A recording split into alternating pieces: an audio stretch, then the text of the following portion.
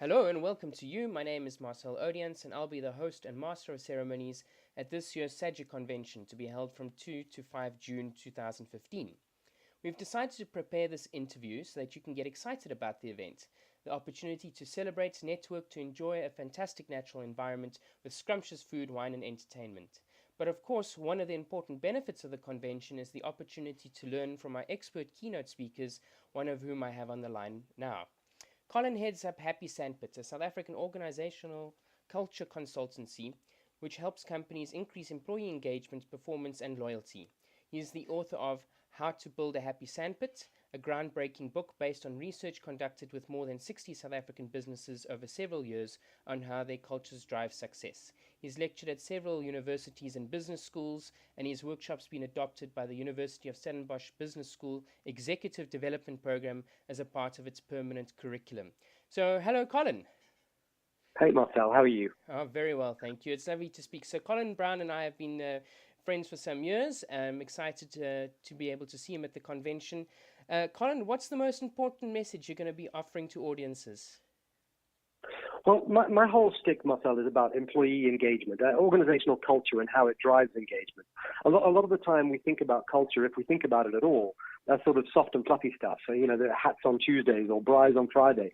What it is, though, if it's going to have an impact at all, if culture is to mean anything, it's got to have an impact in terms of what it drives. I find that when I've looked at South African organizations that are getting this right, they're extremely good at employee retention. They're extremely good at team building, extremely good at getting performance and all those sorts of behaviors that we typically look to get out of employees, but so often fail to do. And those are some of the insights that I'm going to be sharing. Ah, great. And how did you come to realize this message? Well, I had a problem in my own business some years ago. I had an employee who was misfiring horribly. And you kind of sit there looking at this, and I don't think it's appropriate as a leader to simply blame the employee. I think when it came down to it, the realization I had was that no matter how badly this employee was faring, I was the one who'd hired her. And so ultimately, some of the responsibility had to be mine. And all I was trying to do was I was trying to work out how to avoid making some of the critical mistakes that I was making in my business ever again.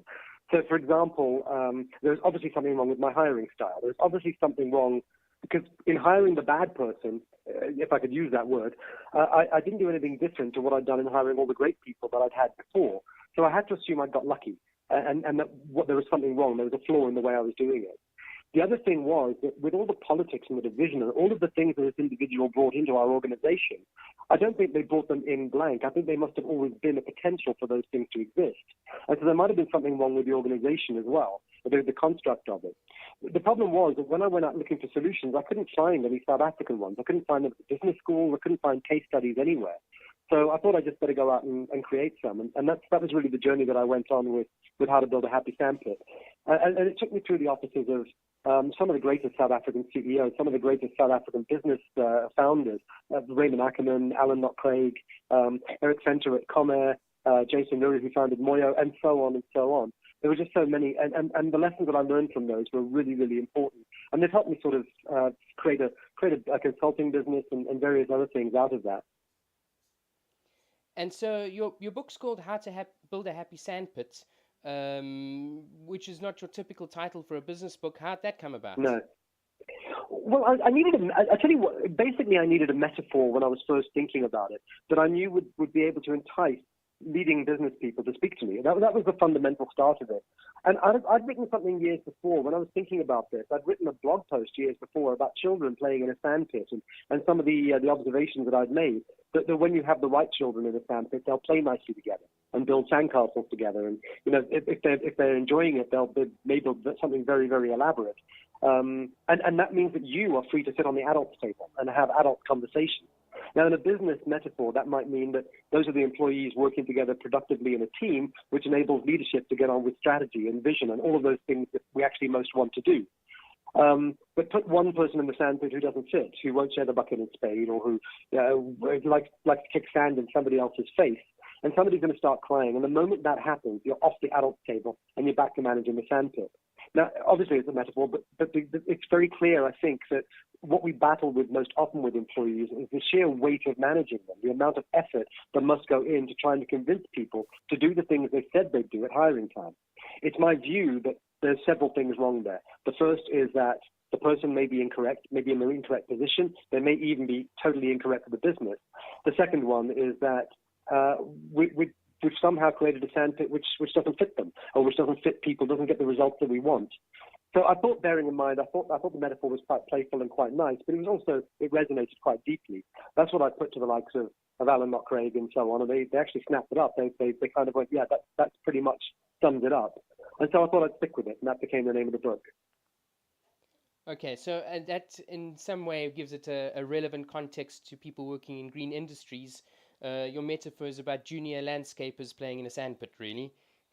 Absolutely, or anything like that. I mean, it doesn't really matter. It doesn't necessarily apply just to employees. Quite often, the difficult people are the people right at the top. It's the way we're leading, for example, which is making it difficult to run successful businesses and teams of productive people. There's a number of things that we need to look at, and that's kind of what I went through in the investigation. But absolutely, when it comes to any sort of industry, and green industries in particular are the kinds of industries that attract very sort of broad-minded people, but people with very high ideals. And so it's quite a complex thing, I think, sometimes to just kind of get them to fit within teams productively. Well, that sounds fantastic. I'm really looking forward to your talk and forward to seeing you and having a conversation with you in Cape Town, just a couple of weeks to go. So thank you very much for making the time available, Colin, and we'll see you at the convention. You're speaking on the morning or on the 3rd of June, I believe. I think that's right. Yeah, that's right. So I'll see you that day. Thanks so much for your time, Colin. And I'm looking forward to working with you, Marcel. All right. Cheers. Okay. Bye.